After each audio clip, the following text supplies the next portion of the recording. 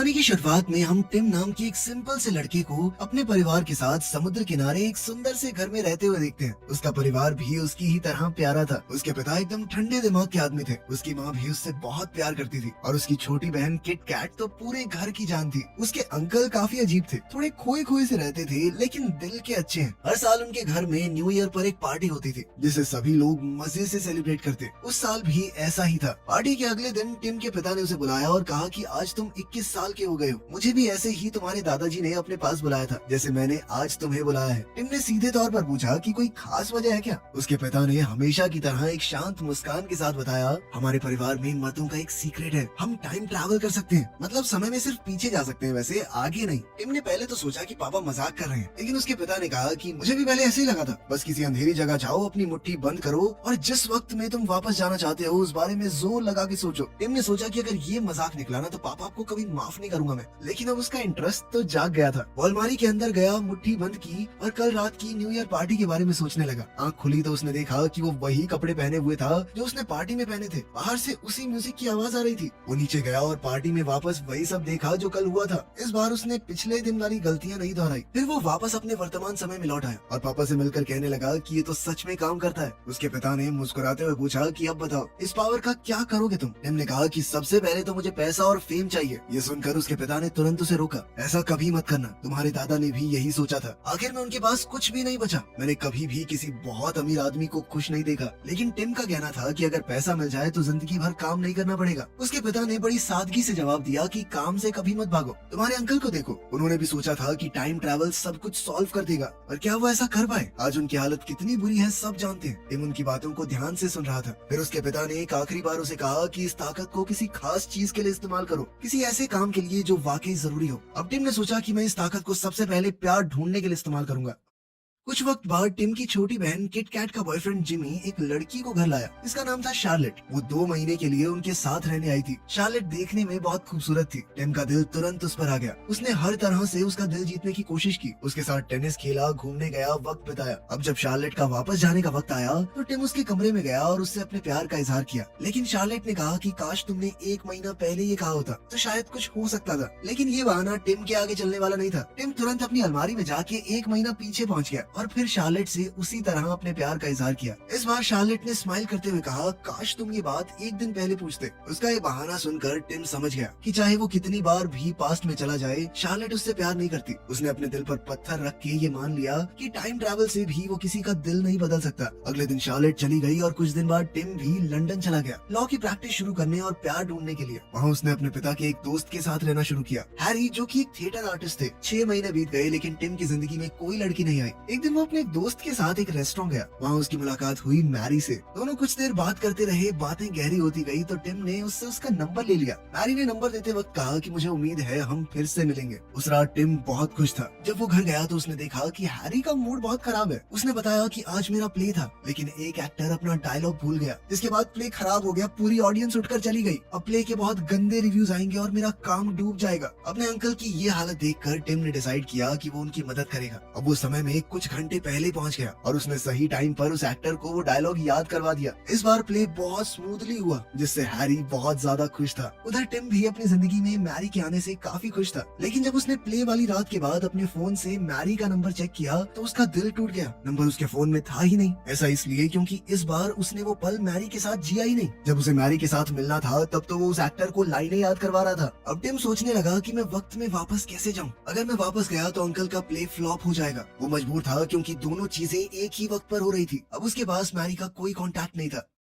एक दिन अखबार पढ़ते हुए उसे याद आया कि मैरी को केट मॉस काफी पसंद थी और वो एक आर्ट गैलरी में काम करती थी। टिम तुरंत उसी गैलरी में गया और 1 हफ्ते तक हर दिन उसका वही इंतजार करता रहा। 1 हफ्ते बाद मैरी वहाँ आई, लेकिन जब टिम ने उससे बात करने की कोशिश की तो उसने टिम को पहचाना ही नहीं। मैरी के लिए ये उनकी पहली मुलाकात थी और टिम के लिए दूसरी। टिम ने यूं ही उसे और उसकी फ्रेंड को कॉफी के लिए बुला लिया और वो दोनों उस वक्त मान भी गई। कॉफी टेबल पर बात करते हुए टिम ने मैरी से पूछा कि तुम्हारा कोई बॉयफ्रेंड है क्या। मैरी ने एक मुस्कुराहट के साथ बताया कि 1 हफ्ते पहले ही बना। टिम ये सुनकर चौंक गया और और कहने लगा कि ऐसा नहीं हो सकता। मैरी को ये सवाल बहुत अजीब लगा। उनकी बातें आगे बढ़ती इससे पहले ही मैरी का बॉयफ्रेंड वहाँ आ गया। उसका नाम था रूपर्ट। टिम ये देखकर बिल्कुल खुश नहीं था, लेकिन फिर भी उसने नॉर्मल एक्ट करने की कोशिश की और पूछा कि आप दोनों की मुलाकात कहाँ हुई। मैरी ने बताया कि एक बोरिंग सी पार्टी में। और वो पार्टी कहाँ थी? मैरी की फ्रेंड ने बताया कि वो पार्टी उसके घर पर थी। टिम ने थोड़ी बेसब्री दिखाते हुए मैरी की दोस्त का एड्रेस पूछा। ये सुनकर मैरी और उसकी दोस्त को थोड़ा अजीब लगा, लेकिन टिम ने बात संभालते हुए कहा कि उसे चीजें डिटेल में जानना अच्छा लगता है। ये सुनकर उसकी दोस्त ने एड्रेस दे दिया। टिम तुरंत समय में पीछे जाकर उस पार्टी के वक्त वहाँ पहुँच गया। जब वो वहाँ पहुँचा तो पार्टी चल रही थी, पर रूपर्ट अभी आया नहीं था। मैरी एक कोने में अकेली खड़ी थी। वो थोड़ी उदास लग रही थी।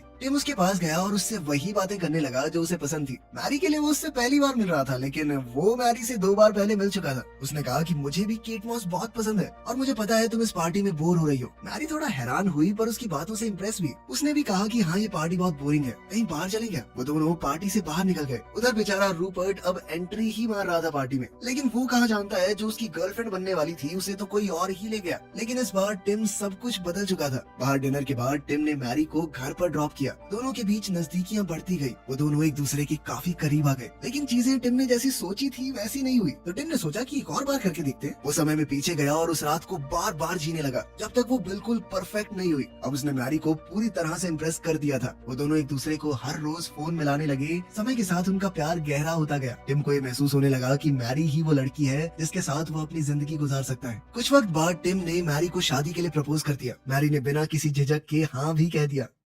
टिम ने मैरी को अपने घर ले जाकर अपने परिवार से मिलवाया। सभी ने मैरी को बहुत पसंद किया। डिनर टेबल पर जब सभी लोग बैठे थे तो टिम ने कहा कि हमने फैसला लिया है, हम शादी करेंगे। ये सुनते ही उन सबके बीच खुशी की लहर दौड़ पड़ी। साथ ही टिम ने सबको ये भी बताया कि वो बाप बनने वाला है। इनका सही है, शादी हुई नहीं, बाप पहले बन जाते हैं। शादी का दिन आया और बहुत सारी चीजें बिगड़ी। कभी बारिश होने लगी, कभी कुछ लोगों की स्पीच में गड़बड़ हो गई। टिम को पर्सनली इन चीजों से ज्यादा फर्क नहीं पड़ता था, लेकिन वो चाहता था कि मैरी को उसके सपनों की शादी मिले और इसीलिए वो बार बार टाइम ट्रैवल करके सब कुछ परफेक्ट बनाता गया और आखिरकार शादी पूरी हो गई। शादी के बाद टिम और मैरी की एक बेटी हुई। दोनों उससे बहुत प्यार करते थे। टिम की जिंदगी बहुत अच्छी चल रही थी। उसने समय में पीछे जाना काफी कम कर दिया था, क्योंकि अब उसे चीजें ठीक करने की जरूरत ही नहीं पड़ती थी, क्योंकि उसके हिसाब से उसकी जिंदगी में सब कुछ परफेक्ट था। एक दिन टिम की बेटी का जन्मदिन था। पूरा परिवार उनके नए घर में इकट्ठा हुआ, लेकिन किट कैट, टिम की छोटी बहन, अभी तक नहीं आई थी। जब टिम ने किट कैट की जगह उसके बॉयफ्रेंड जिमी को देखा तो वो चौंक गया। टिम ने उससे पूछा कि किट कैट कहाँ है। जिमी ने उदासी से बताया कि उसने शराब पी रखी थी, हम दोनों का झगड़ा हुआ था, उसके बाद वो कार लेके चली गई, मुझे नहीं पता वो कहाँ गई है। टिम परेशान हो गया और कुछ देर बाद उसे पता चला कि किट कैट का एक्सीडेंट हो गया है। उसके चेहरे पर चोटों के निशान थे। उसने पहली बार ये महसूस किया कि वो अपनी जिंदगी में इतना बिजी हो गया था कि उसने अपनी बहन की तकलीफों पर ध्यान ही नहीं दिया। किट कैट अंदर से टूटी हुई थी। सभी रिश्ते बस उसकी जिंदगी को खराब ही कर रहे थे। वो डिप्रेशन में जाकर बहुत दारू पीने लगी थी। थोड़े समय बाद किट कैट ठीक होने लगी। टिम ने उसका हाथ पकड़कर कहा कि मेरे लिए जितनी जरूरी मेरी पत्नी है, उतनी ही जरूरी तुम भी हो। उसने किट कैट को अपना सीक्रेट भी बताया कि मैं टाइम ट्रैवल कर सकता हूँ। ये बात उसने किट कैट को उसका भरोसा जीतने के लिए बताई थी। उसने किट कैट से कहा कि तुम पास्ट में जो कुछ भी बदलना चाहती हो मैं बदल सकता हूँ, मैंने ऐसा अपने लिए बहुत बार किया है। उसने फैसला लिया कि वो अपनी बहन को एक नया मौका देगा। उसने किट कैट का हाथ पकड़ा और कहा चल मेरे साथ। अब वो दोनों अलमारी के पीछे छुपे अंधेरे में चले गए। किट कैट को अब भी लग रहा था कि ये सब कुछ एक मजाक है। टिम ने उस दिन कुछ अलग ही करने का फैसला लिया। उसने अपनी बहन का हाथ पकड़ा और उसे सीधा समय में पीछे उसी न्यू ईयर की पार्टी में ले गया। उसने धीरे से कहा कि ये वही रात है जिसने तुम्हारी जिंदगी को पलटा था। किट कैट थोड़ी कंफ्यूज थी, उसके चेहरे पर बेचैनी थी, लेकिन उसने टिम का हाथ छोड़ा नहीं। दोनों उस पार्टी की एंट्रेंस पर खड़े थे। म्यूजिक जोर से बज रहा था, लोग डांस कर रहे थे। थोड़ी देर बाद जिमी अपनी फ्लर्टी अदाओं के साथ ऐसे आया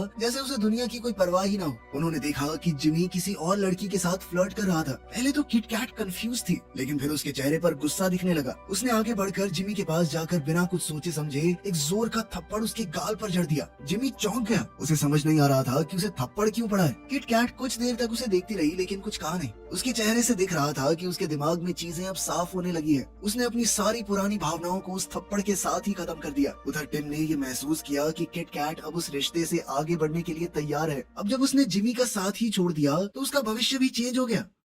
थोड़ी देर बाद वो लोग वर्तमान समय में वापस आ गए तो टिम ने देखा कि किट कैट बहुत शांत लग रही थी। उसकी आंखों में एक सुकून था। अब किट कैट उसके एक नजदीकी दोस्त जे के साथ थी। जे एक बहुत ही अच्छा लड़का था। टिम ने देखा कि अब उसकी बहन वाकई में खुश थी। टिम ये सोचकर बहुत खुश था कि उसने फाइनली अपनी बहन की जिंदगी को पूरी तरह ठीक कर दिया है। लेकिन उसकी खुशी ज्यादा लंबे समय तक चली नहीं। जब टिम अपनी बेटी पॉसी के पास गया तो उसने देखा कि वहाँ पर पॉसी थी ही नहीं, बल्कि उसकी जगह एक लड़का था जो उसी का बेटा था। ये देखकर अब टिम का दिल ही बैठ गया। समझ गया कि वो किट कैट की जिंदगी बदलने के लिए पॉसी के पैदा होने से पहले चला गया। तो अब उसकी जिंदगी इतनी बदल चुकी थी कि उसकी बेटी कभी पैदा नहीं हुई। उसकी जगह एक लड़का पैदा हुआ जिसे वो जानता तक नहीं, क्योंकि उसने उसके साथ कोई पल ही नहीं बिताया। उसके चेहरे पर घबराहट थी। उसने तुरंत मैरी के पास जाके पूछा कि पॉसी कहाँ है। मैरी ये नाम सुनकर सोच में पड़ गई, क्योंकि पॉसी नाम की उनकी कोई बेटी थी ही नहीं। ये सब देखकर टिम का दिल टूट गया। उसने सोचा कि मैं उसे वापस कैसे पा सकता हूँ। वो तुरंत अपने पिता के पास गया उनसे सलाह लेने के लिए। उसके पिता ने उसे समझाया कि बेटा, मुझे तुम्हें पहले बता देना चाहिए था।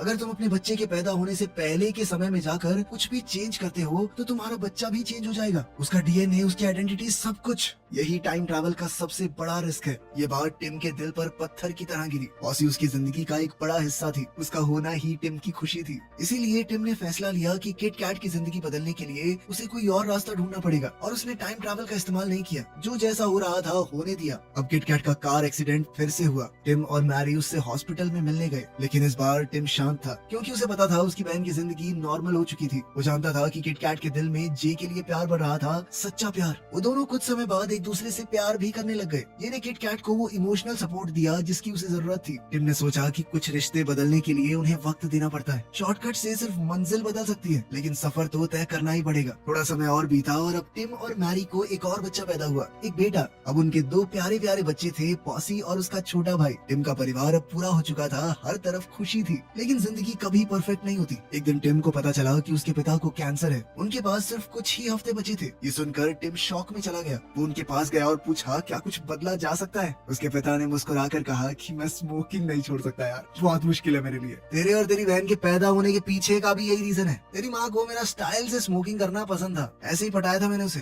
अगर वो चेंज कर दिया तो सब कुछ बदल जाएगा। टिम को ये बात समझ आई कि कभी कभी कुछ आदतें, कुछ गलतियाँ, कुछ तकलीफें भी किसी अच्छे किस्से की वजह बन जाती हैं। उसके पिता ने उसे एक और सीक्रेट बताया कि मैं हर दिन को 2 बार जीता हूँ। पहली बार नॉर्मल इंसानों की तरह स्ट्रेस और रूटीन में, दूसरी बार समय में पीछे जाकर बिल्कुल शांति और प्यार के साथ। तुम भी ट्राई करके देखो। इस हिसाब से सोचेगा ना, कम से कम 200 साल का हूँ मैं।